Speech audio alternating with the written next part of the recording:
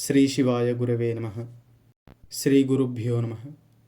సదాశివసమారంభాం శంకరాచార్యమధ్యమాం అస్మదాచార్యపర్యంతాం వందే గురుపరంపరాం. ఈ వీడియో చూస్తున్న ప్రతి ఒక్కరికి గురు పౌర్ణమి శుభాకాంక్షలు. జగద్గురువులు శ్రీ శ్రీ అభినవ విద్యాతీర్థ మహాస్వామి వారి చరణ కమలాలకు మనస్ఫూర్తిగా ప్రణమిల్లుతూ మనం ఈ వీడియోని ప్రారంభించుకుందాం. శ్రీ గురుచరణుల భక్తురాలైనటువంటి డాక్టర్ సుబ్బలక్ష్మి గారు వారి జీవితంలో జరిగినటువంటి మహాద్భుతమైన సంఘటనను, జగద్గురుల కారుణ్యాన్ని వర్ణించే మహాస్వామి వారి లీలను ఈ విధంగా వర్ణించారు. ఈ పూర్తి విషయాన్ని వారి మాటల్లోనే విందాం. జగద్గురుడు శ్రీ శ్రీ అభినవ విద్యాతీర్థ మహాస్వామి వారు సిద్ధి పొందే ఒక సంవత్సరం ముందు నేను స్వామివారి దర్శనం చేసుకున్నాను. స్వామివారు త్వరలోనే తమ శరీరాన్ని విడిచిపెట్టి పరమాత్మలో విలీనం కానున్నట్లు వ్యాఖ్యానించారు. ఆ మాట వినగానే ఒక్కసారి నాకు ఆకాశం విరిగిపడ్డట్లు అనిపించింది. నేను స్వామివారితో, స్వామి, మీరు బ్రహ్మీభూతులైన తరువాత మీ పార్థివ దేహాన్ని చూసి నేను తట్టుకోలేను. ఆ సమయంలో వారి సన్నిధిలో ఉండకూడదని నేను వారిని వేడుకున్నాను. నా మాటలు విన్న మహాస్వామి వారు నవ్వి నన్ను ఆశీర్వదించి పంపారు. నెఫ్రాలజీలో నా పోస్ట్ గ్రాడ్యుయేషన్ కోర్సు కొనసాగించడానికి వారి అనుమతిని మరియు వారి ఆశీర్వాదాలను కోరి తీసుకున్నాను. నేను ఆ సంవత్సరం కోర్సు ప్రారంభించాను. కొన్నాళ్ళ తర్వాత నా పరిశోధనా పత్రాలను పూర్తి చేసి శృంగేరికి రావాలని మహాస్వామి వారి నుండి నాకు ఒక సందేశం వచ్చింది. వారి ఆజ్ఞను పాటించి నేను శృంగేరికి చేరుకున్నాను. స్వామివారి సన్నిధికి చేరుకున్నాను.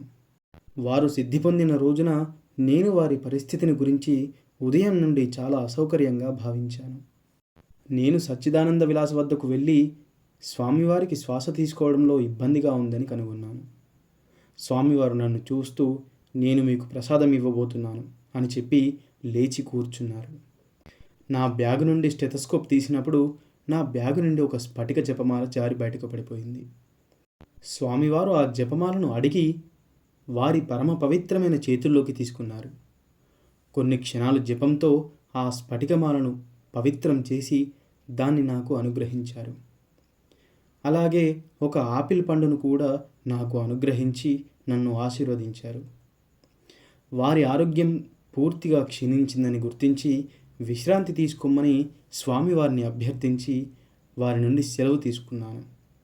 నేను అలా బయటకు వచ్చిన కొద్దిసేపటికే మహాస్వామి వారి వ్యక్తిగత పరిచారకుడు నన్ను పిలిచాడు. నేను వెనక్కి వెళ్ళి చూసేటప్పటికీ స్వామివారు దేహమును విడిచి బ్రహ్మీభూతులై ఉన్నారు.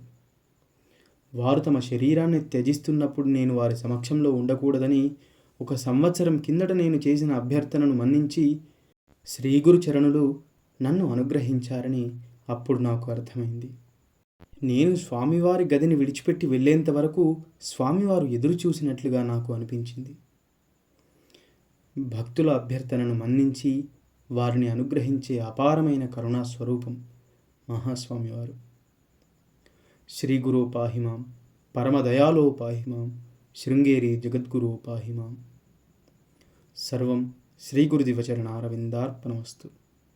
స్వస్తి. శృంగేరి జగద్గురువులకు సంబంధించినటువంటి మరిన్ని లీలల కోసం మన ఛానల్ని సబ్స్క్రైబ్ చేయండి.